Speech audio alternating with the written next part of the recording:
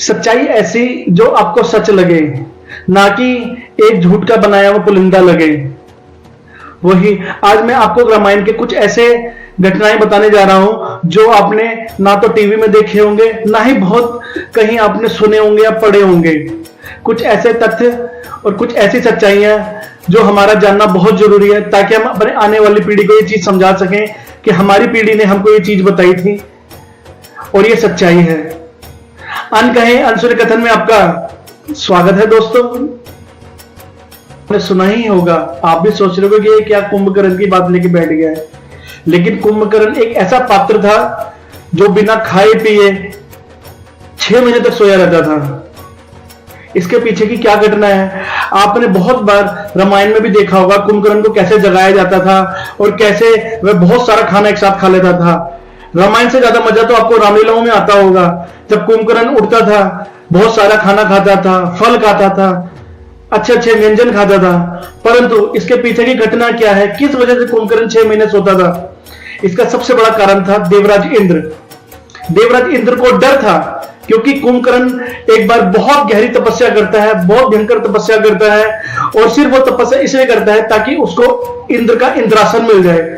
इसी डर की वजह से इंद्र ने सरस्वती जी के सामने हाथ जोड़े और कहा, हे मां, आइए, अगर ये ब्रह्मा जी को खुश कर देगा और अगर ये वरदान में इंद्रासन मांग लेगा तो हम सब लोग कहां जाएंगे? तो सरस्वती जी ने कहा, आप घबराए ना, जब भी ये ब्रह्मा जी से वर मांगेगा तो मैं उसकी जिब्हा पे जाके बैठ जाऊंगी और इंद्रासन की जगह निंद्रासन इसके मुंह से आए निकलेगा। और ऐसा ही हुआ। जब ब्रह्मा जी खुश हो गए और ब्रह्मा जी ने कुंभकर्ण से कहा कि मांगो, क्या वर मांगते हो, तो कुंभकर्ण खुशी खुशी इंद्रासन बोलने लगा था। लेकिन सरस्वती जी की बैठने की वजह से उसके मुंह से निंद्रासन निकल गया, और जैसे ही निंद्रासन निकला तो ब्रह्मा जी ने तभी बोल दिया, तथास्तु। अब कुंभकर्ण भी और रावण भी और मेघनाथ भी घबरा गए कि हमारा भाई 6-6 महीने अगर सोया ही रहेगा, नींद में ही रहेगा, पूरी जिंदगी पर सोया ही रहेगा, कैसा रहेगा? तो उन्होंने हाथ पैर जोड़े ब्रह्मा जी के सामने और कहा, हे भगवान, ऐसा अनर्थ ना कीजिए, इसने बहुत कड़ी तपस्या की है, इसका फल इसे जरूर दीजिए। तो फिर ब्रह्मा जी ने कहा, हर 6 महीने पश्चात ये एक दिन के लिए जागेगा और फिर सूर्य अस्त होने के बाद फिर ये सो जाएगा। ये था कुंभकर्ण का सोना और इंद्र का फेंका हुआ जाल, ताकि वो कभी इंद्र का इंद्रासन ना ले सके। पंचमुखी हनुमान जब लंका में युद्ध के दौरान लक्ष्मण जी मेघनाथ का वध कर देते हैं, तो पताल लोक का देवता जो अहिरावण, जो रावण का भाई होता है, वो अपने माया के जाल में फंसाकर राम और लक्ष्मण जी का अपहरण करके पताल लोक ले जाते हैं और वहां जाके बंदी बना लेते हैं। तब हनुमान जी भी पीछे जाते हैं और उनका सामना द्वारपाल के रूप में उनके बेटे ही मकरध्वज से होता है। बहुत भयंकर लड़ाई होने के बाद जब वो मकरध्वज को हरा देते हैं तो जाके उनको पता लगता है कि अहिरावण की जो जान है, जो प्राण है, वो 5 दीपकों में, मतलब कि 5 दियों में बसे हुए हैं, जो हमेशा जलते रहते हैं। और अहिरावण का वध तभी हो सकता है, अहिरावण तभी मर सकता है, तभी राम लक्ष्मण जी छूट सकते हैं, जब 5 दिशाओं के अंदर एक ही बार में 5 दीपक बुझेंगे। तब हनुमान जी अपना पंच रूप लेकर उन 5 दियों को बुझाते हैं। जिस तरह उन्होंने अपना नया अवतार लिया होता है, उसी तरह वो अपना नया अवतार लेकर उन 5 दियों को बुझाते हैं, और वो दियो बुझ जाने के कारण अहिरावण का वध होता है। ये कहानी मैं आपको इसलिए बता रहा हूं क्योंकि ये बहुत बार ये रामायण में और आपको रामलीलाओं में और बहुत जगहों पे ये कहानी नहीं सुनाई गई है। ये तो पता होता है पंचमुखी हनुमान जी हैं, लेकिन ये बातें बताई नहीं गई हैं, क्योंकि रामायण में भी एक ऐसी चीज बताई गई है कि हनुमान जी आते हैं और उनको छुड़ा के ले जाते हैं, लेकिन ये रामायण में भी विस्तार से नहीं बताया गया है। और इसके ऊपर मैंने वीडियो भी बनाई गई है। अगर आपको मेरी ये वाली पंचमुखी हनुमान की प्रॉपर वीडियो देखनी है तो इसका लिंक मैं डिस्क्रिप्शन में डाल दूंगा, आप इसको जरूर देखिए। आपको बहुत मजा आएगा कि कैसे मकरध्वज का वध, कैसे मकरध्वज हनुमान जी का साथ देता है और कैसे कैसे अहिरावण का प्रॉपर तरीके से वध होता है। क्या आप जानते वाल्मीकि जी की से भी पहले किसी ने रामायण लिख दी थी? जी हाँ, आपको सुनकर हैरानी होगी, वाल्मीकि जी से भी पहले रामायण हनुमान जी ने लिख दी थी, एक शिला पे, एक पत्थर पे, वो भी अपने नाखूनों से। और उन्होंने ऐसा ऐसा वर्णन किया था कि कोई सोच भी नहीं सकता है उस रामायण के अंदर। परंतु जब वाल्मीकि जी को इसके बारे में पता लगता है, वह हनुमान जी के पास आते हैं और हाथ जोड़ के खड़े हो जाते हैं कि हे प्रभु, राम जी की रामायण आपसे सुंदर कोई लिख ही नहीं सकता है। जो लीलाएं, जो वर्णन आप कर सकते हो वो कोई नहीं कर सकता है। तो हनुमान जी भी असमंजन में बढ़ जाते हैं और सोचने लग जाते हैं कि वाल्मीकि जी तो बहुत बड़े कवि हैं, बहुत बड़े लेखक हैं यार, इन्होंने अगर कुछ लिखा होगा तो बहुत अच्छा लिखा होगा, क्योंकि कवि अपनी कल्पना से अलग ही कुछ लिखता है।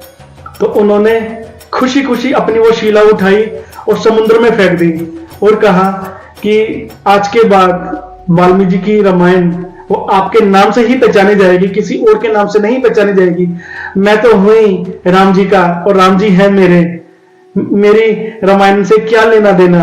जब आपने ही राम जी के लिए इतनी अच्छी रामायण लिख दी है तो जयकारा जरूर बनता है, जयकारा श्री राम जी का। और यही जयकारा लगा के वह वाल्मीकि जी को कहते हैं, आप ही अपनी रामायण पूरी दुनिया के सामने रखें। गायत्री मंत्र, दोस्तों नाम सुनकर ही बहुत अच्छा लगता है। गायत्री मंत्र, कहते हैं कि गायत्री मंत्र सुनने से मनुष्य तो क्या उसके आसपास का वातावरण भी शुद्ध हो जाता है। लेकिन क्या आप जानते हैं गायत्री मंत्र की रचना किसने की थी? गायत्री मंत्र की रचना वाल्मीकि की रामायण में ही हो गई थी। वाल्मीकि के रामायण में 24,000 श्लोक हैं और हर 1,000 श्लोक के पहले शब्द से मिलकर गायत्री मंत्र बना है। 24 शब्दों से बनके ये गायत्री मंत्र बना है। यकीन नहीं होता तो आप पढ़ के देख लीजिए, जोड़ के देख लीजिए, आप भी हैरान हो जाएंगे कि कितना मनमोहक है गायत्री मंत्र। ओम भूर्भुवः स्वः तत्र विदुर्वरेण्यं भर्गो देवस्य धीमहि धियो यो नाम प्रचोदयात् स्वाहा। क्या शब्द है, मेरा तो दिन पवित्र हो ही गया है। आप भी एक बार बोल के अपना और अपने घर वालों का और अपने वातावरण का शुद्ध कर सकते हैं। दोस्तों ये तो सभी जानते हैं कि भगवान राम विष्णु जी के अवतार हैं। क्या आप सब लोग ये जानते हैं कि बाकी के तीनों भाई लक्ष्मण, भरत और शत्रुघ्न किसके अवतार हैं?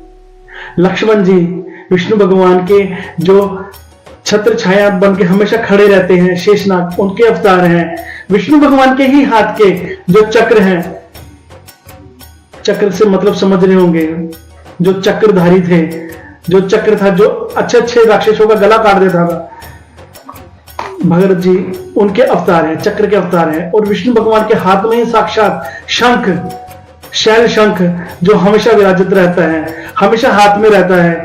उसकी वाणी सुनते ही दूर दूर तक नेगेटिविटी, असुर, गंदी प्रेत आत्माएं भाग जाती हैं। शत्रुघ्न उस शंख और शैल के अवतार थे। आपको सुनकर बहुत हैरानी होगी कि राजा दशरथ जी की 5 संतान थी।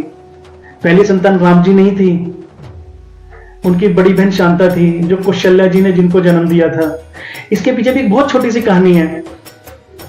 इनका वर्णन कभी किया ही नहीं गया, इसके बारे में बताया ही नहीं गया। सिर्फ यही बताया कि दशरथ जी के 4 बेटे थे, उन्होंने रावण को मारा था, ऐसे हो गया था, वैसे हो गया था। कभी बेटी के बारे में बताया ही नहीं गया।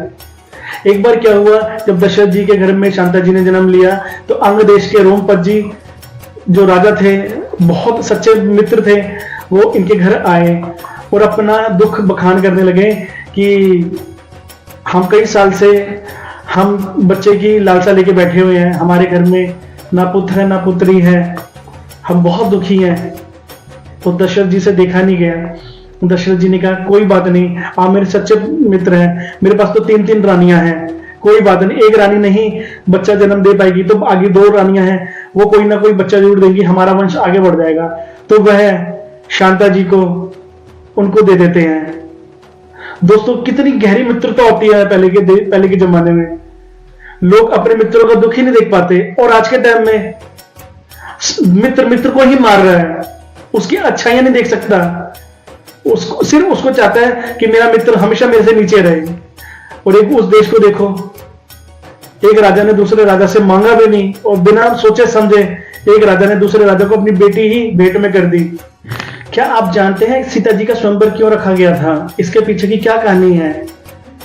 एक बार मिथिला नरेश जनक के घर में पुत्री हुई सीता जी, जब वह बाल अवस्था में थी तो उन्होंने पिनाका शिव धनुष ऐसे उठा लिया कि जैसे कोई तुच्छ लकड़ी उठाई जाती है। उस धनुष को उठाना तो अच्छे से अच्छे धनुधर, अच्छे से अच्छे बलवान की बस की भी नहीं था। मिथिला नरेश जनक देख के हैरान हो गए और उन्होंने उसी टाइम ये ठान लिया कि जो भी व्यक्ति इसको सीता के जैसे ही धनुष को उठा लेगा और पतेंचा चढ़ा देगा, मैं उससे ही इसका विवाह कर दूंगा। इसलिए उन्होंने यह स्वयंवर रखा था जिसमें एक से एक महारथी आए जो धनुष को नहीं उठा पाए, क्योंकि वो धनुष उठाना श्री राम जी नहीं था। और श्री राम जी ने वैसे ही धनुष उठाया जैसे बचपन में बाल अवस्था में सीता जी ने उठाया था, और राम जी ने धनुष उठाते जैसे प्रत्यंचा चढ़ाई, धनुष टूट गया। दोस्तों, क्या आपको पता था इसके पीछे की कहानी? अगर पता थी तो मुझे कमेंट जरूर कीजिएगा। ये तो सभी जानते हैं और ये सबने ही देखा होगा कि जब बाली और सुग्रीव का युद्ध हुआ तो सुग्रीव एक बार बाली से हार के वापस श्री राम जी के पास जा चुका था और हार मान चुका था। तो प्रभु श्री राम जी ने कहा कि मैं तुम दोनों भाइयों में से किसी को पहचान ही नहीं पा रहा हूं, क्योंकि तुम दोनों की वेशभूषा शक्ल एक जैसी ही है। तब राम जी ने फिर दोबारा सुग्रीव जी को भेजा और फिर सुग्रीव जी ने लड़ाई करी बाली से। तब राम जी ने अपने तीर से बाली का वध किया। ये तो सभी जानते हैं, परंतु ये बात उनकी पत्नी तारा को नहीं पता थी कि राम जी ने छिपकर बाली का वध किया था। वो बहुत हैरान थी कि इतने बड़े भगवान, उनको भी छुप के बाली का वध करना पड़ा है। तब वो राम जी के पास आती है और राम जी को श्राप देती है कि प्रभु, इस जन्म में तो आप मकसद से आए हैं, लेकिन अगले जन्म में जिस तरह आपने मेरे पति परमेश्वर का वध किया है, छुप के वध किया है, ऐसे ही आपका वध होगा।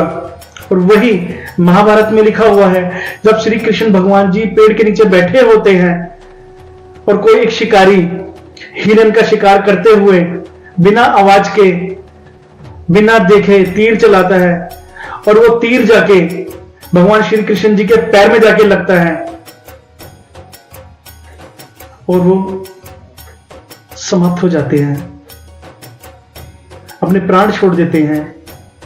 ये श्राप, पिछले जन्म का श्राप, इस जन्म में भी भगवान को भुगतना पड़ा। दोस्तों, तो हम कैसे सोच लें कि गलत किए हुए कर्म हमारा पीछा छोड़ देंगे? अगर आपने गलत कर्म किए हैं तो वो आपको भुगतने ही पड़ेंगे, चाहे आप जो मर्जी कर लो, चाहे वो पिछले जन्म के हों, चाहे उससे पिछले जन्म के हों, चाहे वो इसी जन्म के हों। जो कार्य आपने गलत किया है, अगर आपने किसी के साथ गलत किया है, वो आपको इसी जन्म में किसी ना किसी रूप में भोगना ही पड़ेगा। दोस्तों, मैं ये नहीं कहता कि सब ज्ञान और सारी बातें मुझे ही पता है। मैं भी किताबों से पढ़कर, मैं भी ढूंढकर आपके समक्ष रखता हूं। हो सकता है कोई एक ऐसी बात जो आपको ना पता हो और आपको पता लग के आपको भी आनंद आए, आपको भी अच्छा लगे कि हाँ यार, ये बात तो मुझे पता नहीं थी। मेरी कोशिश होती है कि आपको वो बात बताना जो सुनी तो होगी लेकिन विस्तार से नहीं पता होगी, और ये भी हो सकता है आपने विस्तार से सुनी होगी, लेकिन हो सकता है मेरा बताने का तरीका कुछ अलग हो। तो मेरा सपोर्ट कीजिए, मेरे चैनल को सब्सक्राइब कीजिए, कमेंट कीजिए, लाइक कीजिए, शेयर कीजिए। तब तक के लिए जय श्री राम दोस्तों।